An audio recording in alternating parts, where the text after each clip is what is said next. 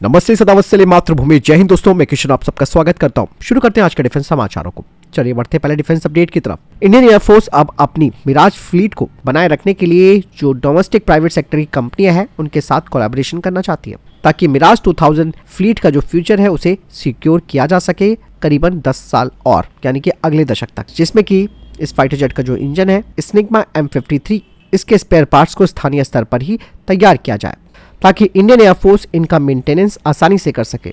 इसके अलावा Indian air force की स्ट्रेटेजी ये भी है कि उन्हें इस तरीके के कोलैबोरेशन से स्पेयर्स और जो वेरिएबल्स है उनकी आपूर्ति सुनिश्चित होती रहेगी, जिसका एक बड़ा फायदा रेगुलर मेंटेनेंस और ऑपरेशनल रेडीनेस के लिए रहेगा। दोस्तों, सबसे बड़ी अपडेट आ रही है HAL को लेकर। दरअसल दोस्तों, HAL के कॉम्बैट एयर टीमिंग सिस्टम ने फुल स्केल डेमोन्स्ट्रेशन यानी कि कैट्स वॉरियर के इंजन ग्राउंड रन का सफलतापूर्वक संचालन करके एक महत्वपूर्ण उपलब्धि हासिल की है और अब भारत का कैट्स वॉरियर जल्द ही तैयार हो जाएगा। ये एक बहुत महत्वपूर्ण परीक्षण माना जाता है। बढ़ते नेक्स्ट अपडेट की तरफ। दोस्तों, सोलर इंडस्ट्रीज की तरफ से state of the art composite manufacturing facility तैयार की गई है अनमैन्ड एरियल व्हीकल्स के लिए, यानी कि अब ये कंपनी नागास्त्र 1 लॉइटिंग मिशन से मेल UAVs की तरफ आगे बढ़ रही है। बढ़ते नेक्स्ट अपडेट की तरफ, जो कि स्ट्राइकर आर्मर्ड फाइटिंग व्हीकल को लेकर आ रही है और अमेरिका की तरफ से अब जो स्ट्राइकर बख्तर 1 फाइटिंग व्हीकल है उसके लिए जो प्रपोजल था वो अप्रूव कर दिया गया है। आपको बता दें कि भारत का रक्षा मंत्रालय करीबन 530 यानी कि 530 स्ट्राइकर आर्मर्ड फाइटिंग व्हीकल्स को खरीदेगा अपनी 10 मैकेनाइज्ड इन्फेंट्री बटालियन के लिए।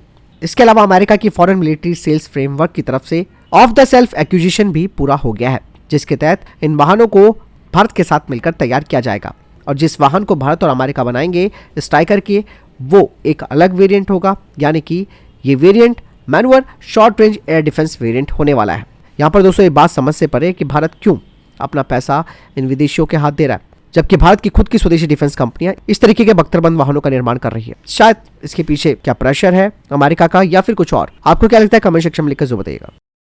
बढ़ते नेक्स्ट अपडेट की तरफ, जो कि अस्त्र मार्क 3 मिसाइल को लेकर आ रही है। दरअसल DRDO ने अब अस्त्र मार्क 3 BRAM यानी कि beyond visual range air to air missile के ग्राउंड ट्रायल्स जो है वो पूरे कर लिए हैं और अस्त्र मार्क 3 मार्क 1 और मार्क 2 से काफी एडवांस होने वाली है। अब कहा जा रहा है कि DRDO इस मिसाइल का test Sukhoi 30 MKI flying test bed से करेगा और अस्त्र मार्क 3 के दोस्तों 2 वेरिएंट होने वाले हैं, जो कि अलग अलग ऑपरेशनल सिनेरियोज में इस्तेमाल की जा सकती हैं, जिसमें कि एक स्टैंडर्ड इसका रैमजेट वेरिएंट है जिसमें कि आइसा सीकर लगा होगा, जो कि 2-वे डेटा लिंक के माध्यम से अवाक्स और लॉन्च प्लेटफॉर्म के साथ सटीक टारगेट ट्रैकिंग और कोऑर्डिनेशन की अनुमति देगा। इसकी रेंज 300 किलोमीटर से ज्यादा होगी, जिसे कि दुश्मनों के हाई वैल्यू वाली टारगेट्स के खिलाफ इस्तेमाल किया जाएगा। वहीं जो दूसरा वेरिएंट है अस्त्र मार्क 3 का, वो है एक बूस्टर एनहांस्ड रैमजेट वेरिएंट, जिसमें कि अतिरिक्त बूस्टर स्टेज शामिल होगी। मतलब साफ है कि इसकी रेंज और भी ज्यादा होने वाली है और इस मिसाइल का इस्तेमाल भारत दुश्मनों के जो फोर्स मल्टीप्लायर साइज के जो थ्रेट्स हैं उनके खिलाफ कर सकता है। हालांकि कहा जा रहा है कि अस्त्र मार्क 3 की जो एक्चुअल रेंज है वो 350 किलोमीटर से ज्यादा होगी। ऐसे में आप समझिए कि भारत मिसाइल निर्माण क्षेत्र में आत्मनिर्भरता की ओर आगे बढ़ चुका है। बढ़ते नेक्स्ट अपडेट की तरफ, जो कि साउथ कोरिया को लेकर आ रही है। साउथ कोरिया ने अब अपने KF-21 जो फाइटर जेट है उसके लिए अब खुद का जेट इंजन टेक्नोलॉजी विकसित करने की बात कही है और इसे उन्होंने अपना एक राष्ट्रीय मिशन भी घोषित किया है।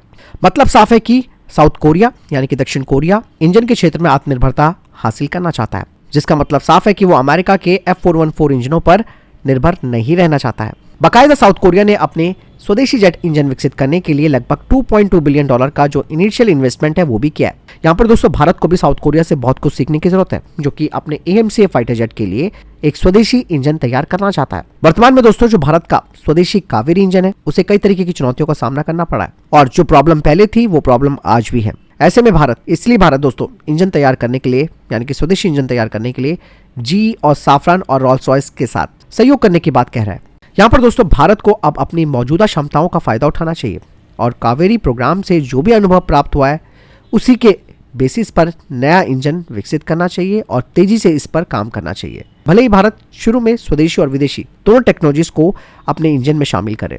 इसके अलावा दोस्तों भारत को भी साउथ कोरिया की तरह टैक्स में भी छूट देनी चाहिए और AMCA फाइटर जेट के इंजन का डेवलपमेंट को भी एक नेशनल मिशन के तौर पर नामित करना चाहिए, जिससे कि इसमें शामिल जो भी कंपनियां हैं उन्हें प्रोत्साहित किया जाए, उन्हें टैक्स में छूट दी जाए, जिससे कि रिसर्च एंड डेवलपमेंट पर जो वित्तीय बोझ है वो कम होगा और निजी क्षेत्र के जो भागीदार हैं उनके लिए ये एक बहुत बड़ा ऑप्शन रहेगा। और जहां तक बात आती है, अगर भारत किसी फॉरेन OEM के साथ कोलैबोरेशन करता है खासकर कि टेक्नोलॉजी ट्रांसफर को लेकर भी, तो ऐसे में भारत को इन विदेशी OEMs के साथ अपनी खुद की शर्तें इनसे मनवानी पड़ेगी, ताकि भारत के पास इंजनों के इंटेलेक्चुअल प्रॉपर्टी राइट हो, जिससे कि भारत को लॉन्ग टर्म में एक बड़ा फायदा भी मिलेगा। इसके अलावा जो ब्यूरोक्रेटिक हर्डल्स हैं उन्हें भी पार करना होगा। चीजें बहुत है, आप समझ सकते हैं कि अमेरिका कितना ट्रस्टेड है, जिसे देखते हुए अब साउथ कोरिया ने भी अपना मन बना लिया कि वो अपना स्वदेशी इंजन ही तैयार करेगा अपने फाइटर जेट्स के लिए। तो भारत के लिए भी एक बड़ा सबक है।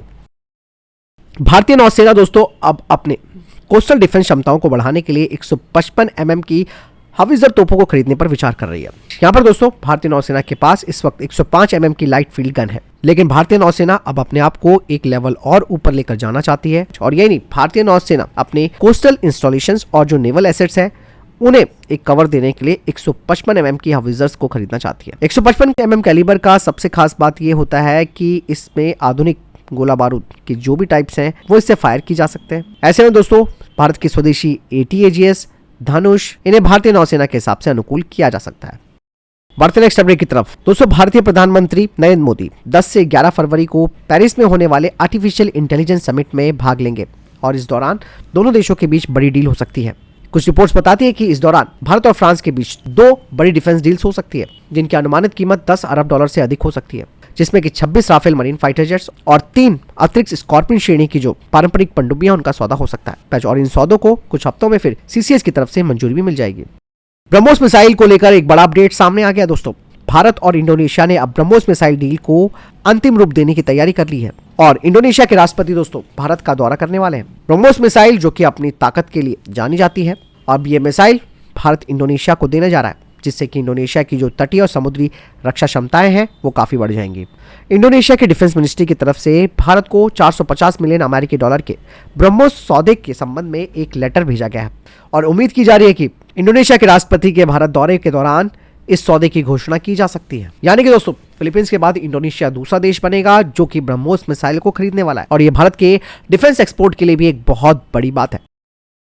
बढ़ते नेक्स्ट अपडेट की तरफ दोस्तों, जो कि ईरान को लेकर आ रही है। ईरान ने हाल ही में एक नया वीडियो जारी किया है जिसमें कि उन्होंने अंडरग्राउंड मिसाइल और ड्रोन कॉम्प्लेक्स को दिखाया। यहाँ पर दोस्तों ईरान ने कुछ नई मिसाइलें भी तैयार की हैं। बढ़ते नेक्स्ट अपडेट की तरफ, जो कि ईरान को ही लेकर आ रही है। दोस्तों ईरान जो कि ड्रोन बनाने में अब काफी एडवांस हो गया है, उसने एक बार फिर से अपना एक नया ड्रोन दुनिया के सामने पेश किया है। हालांकि ये ड्रोन जो है वो इजरायली ड्रोन की कॉपी लग रहा है, जो कि इजराइल के यूविजन हीरो सीरीज से काफी मिलता है। बता दें कि ईरान का ये जो नया आत्मघाती ड्रोन है उसका नाम रजवान है। रजवान की रेंज 20 किलोमीटर बताई गई है और ये 20 मिनट तक उड़ान भर सकता है, लेकिन ये सटीक हमलों के लिए जाना जाता है। बढ़ते नेक्स्ट अपडेट की तरफ दोस्तों, अभी हाल ही में बांग्लादेश के मवेशी तस्करों के साथ BSF के जवानों की मुठभेड़ हो गई। दरअसल इन तस्करों ने BSF के जवानों पर हमला किया है, लेकिन भारतीय जवानों ने सेल्फ डिफेंस के तौर पर जवाबी कार्रवाई की और तस्करी के प्रयास को नाकाम कर दिया। तो फिलहाल तभी तक के टॉप डिफेंस अपडेट। वीडियो के सामने कोई प्रश्न जवाब है, आपको कोई सवाल है, कमेंट सेक्शन में लिखकर जरूर पूछ सकते हैं। वीडियो को लाइक और शेयर कीजिएगा। जय हिंद, वंदे मातरम।